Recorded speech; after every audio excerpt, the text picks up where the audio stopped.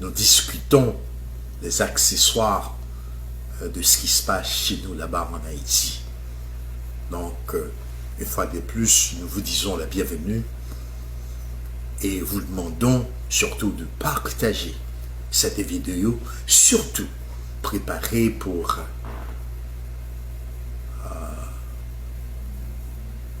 que nous voulons adresser aux panafricanistes dans le but de porter nos supports à ce vaillant jeune homme qui s'est exposé lui-même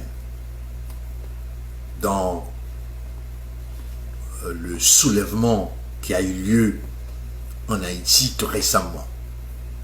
Je parle de Prince Lecran.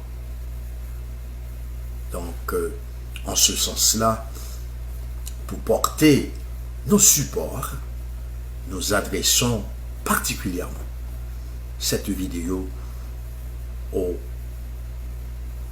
panafricanistes, nos amis de l'Afrique, afin de lui apporter leur support. Parce que nous constatons qu'aujourd'hui, sa vie peut être en danger. Cette vidéo, bien sûr, je l'ai faite, je l'ai préparée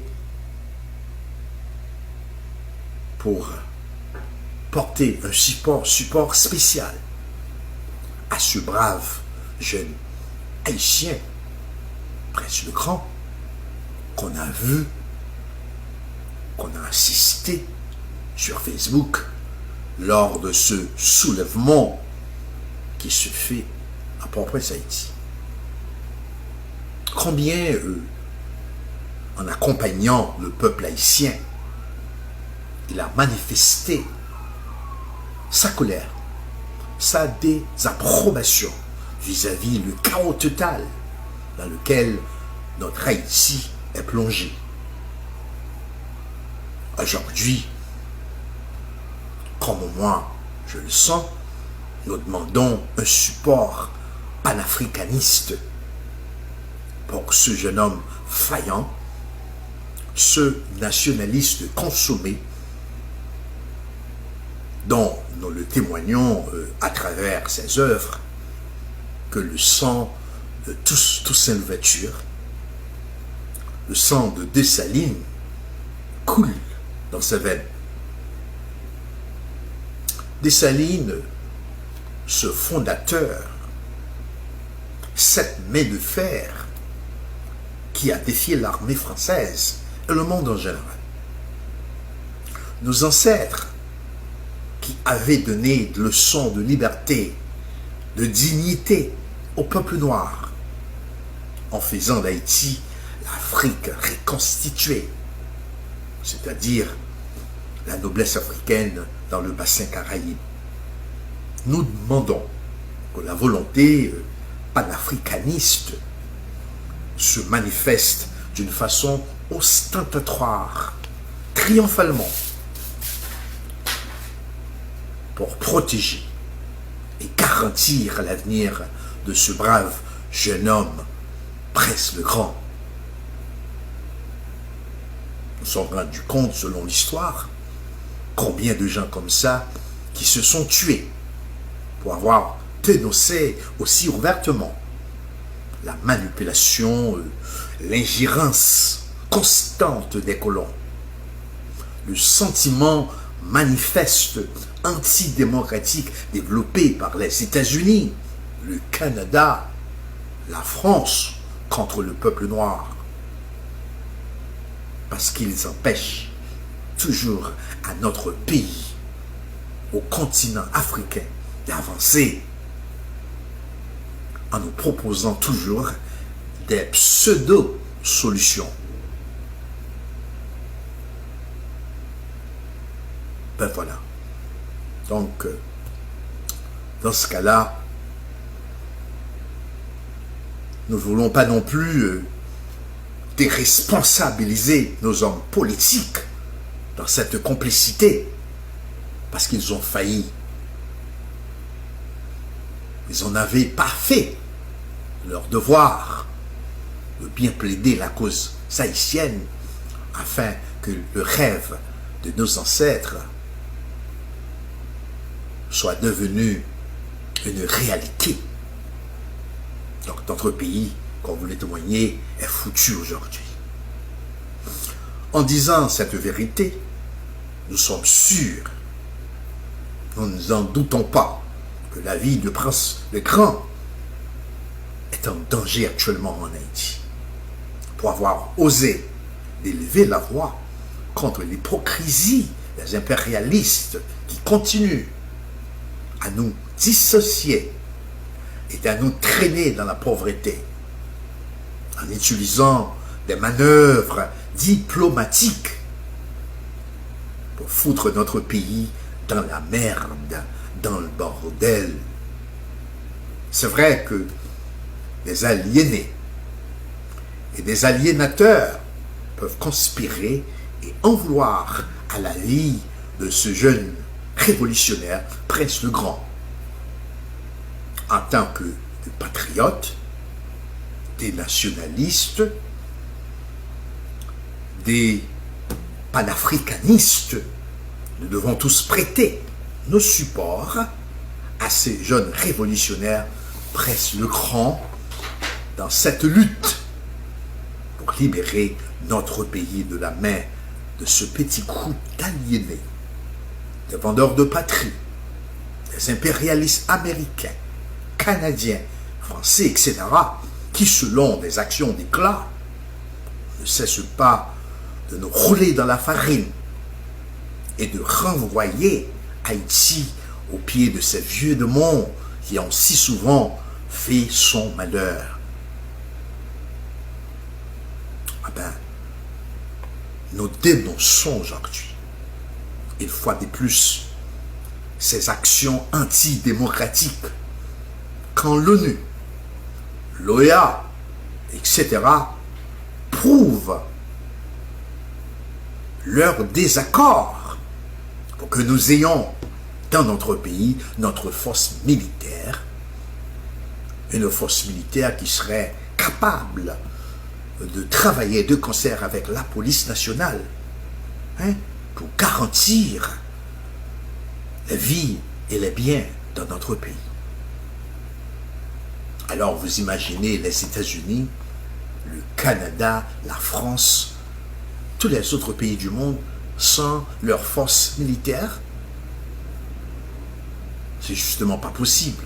Parce que quand on veut parler de ce qu'on appelle les devoirs régaliens de l'État, les hommes tels que Karl Marx, qui vient avec ce qu'on appelle les principes du gouvernement, disaient, dès qu'il y a un petit coin de terre, une population, il faut qu'il y ait un État fort pour empêcher que l'homme revienne à ce qu'on appelle l'État bestial, l'époque préhistorique. Parce qu'il comprend bien vite que l'homme est brutal à cause de notre inconscience. Parce que l'homme agit d'abord est guidé par son inconscience. Donc à cause de notre inconscience, c'est recommandé, il faut qu'il y ait un État fort dans chaque société pour dominer l'homme, pour éviter ce qu'on appelle la guerre de tous contre tous. Donc voilà. Donc c'est vraiment une illusion de nous faire croire qu'en Haïti, on n'a pas besoin d'une force militaire. Donc vous vous rappelez que notre armée indigène, on a disloqué au passage d'Aristide au pouvoir. Ah ben, quand il a eu un coup d'État en Haïti, pour le faire retourner en Haïti, Bill Clinton a brisé, disloqué notre armée indigène. Et depuis lors, l'ONU, l'OEA, ces forces, des colons qui contrôlent le monde, nous empêchent d'avoir notre force militaire. Ils se disent, malgré les efforts qui ont été faits par Jovenel Moïse, par exemple, le président dans le passé, pour avoir une force militaire, mais timidement, nous avons une force militaire handicapée en Haïti, qui ne peut pas fonctionner parce que cette mission est presque paralysée par l'ONU, par l'OEA, parce qu'ils disent nous n'avons pas besoin de cette force, ils ne veulent pas du tout nous épauler. Donc pour eux, c'est seulement ils donnent leur soutien à la police nationale, qui boiteusement travaille en ce sens-là, mais ne peut subvenir aux besoins de la société. Par exemple, la police n'est pas là pour remplir cette mission. Ça dépasse la compétence de cette force policière que nous avons en Haïti. Donc, dans tout le pays dans le monde, c'est résolu pour que notre société soit civilisée, pour que tout marche comme il faut l'avoir, cette force militaire. Donc, aucun pays au monde ne peut garantir, aucun gouvernement ne peut parler de l'autorité de l'État sans faire intervenir à côté de ces forces-là.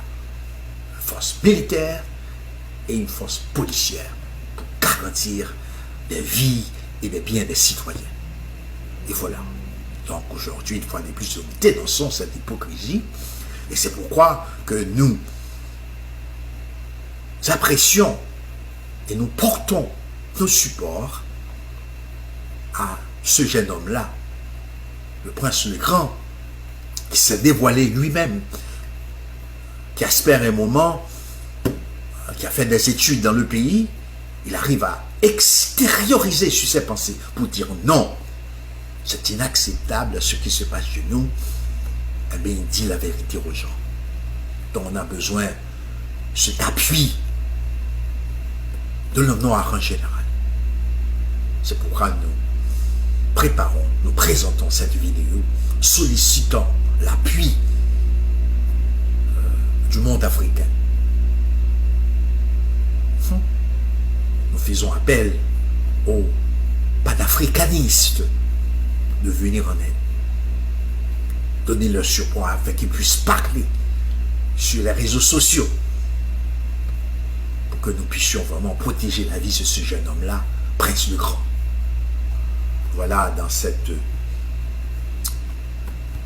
idée-là, je prépare cette vidéo. Donc, si le monde international, tous les pays du monde puissent avoir leur force militaire pour empêcher que leur pays devienne un terrain libre, comme cela se passe en Haïti, il y a de la drogue, il y a de la corruption, il y a tout ce qui est mauvais. L'État haïtien est dépassé par les événements et la raison fondamentale, c'est parce que nous n'avons pas une force militaire. C'est impératif que nous l'ayons.